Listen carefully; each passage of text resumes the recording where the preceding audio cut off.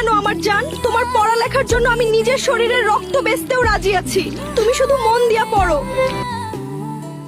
আমার আজকের এই সফলতার সবটুকু অবদান তোমার। তুমি নিজের রূপ যৌবন শেষ কইরা আমারে এই জায়গায় আনছো। তোমারে আমি রানীর মতো রাখবো। বেবি, এই পচা ফ্যাকাশে আর গন্ধওয়ালা সবজিটা কে? ওরে এই রাজপ্রাসাদে কে ঢুকতে দিছে? আমার তো বমি আসতেছে। ওর দিকে তাকাইয়া দেখ আর নিজের পচা চেহারার দিকে দেখ। আমি এখন কোটিপতি, তোর মতো পচা টমেটোর সাথে আমার যায় না। Get out! ম্যাডাম বলছে তোরে বাইরেই দিতে। এইখানে 1 সেকেন্ডও আর থাকবি না। চল রাস্তায় ভিক্ষা আসি তোরে। ওরে পাশান, নিজের রস দিয়া তোরে আমি তরতাজা করলাম, আর বড় লোক হইয়া তুই আমার এই পচা বইলা রাস্তায় ফেলা দিলি। দুনিয়াটা এখন সুন্দরীদের, নিজের সব দিয়ে এখন রাস্তায় পড়া কান্দ গিয়া। এই রাজপ্রাসাদ এখন শুধুই আমার। তুই আমার মিষ্টতা শেষ করছো চালু। এখন এই টমেটোর ঝাল তুই দেখবি। তোদের দুইটারে যদি আমি না শুকাইছি, তাইলে আমার নামও টমেটো না। বন্ধুরা, দ্বিতীয় পর্ব দেখতে কমেন্ট করুন।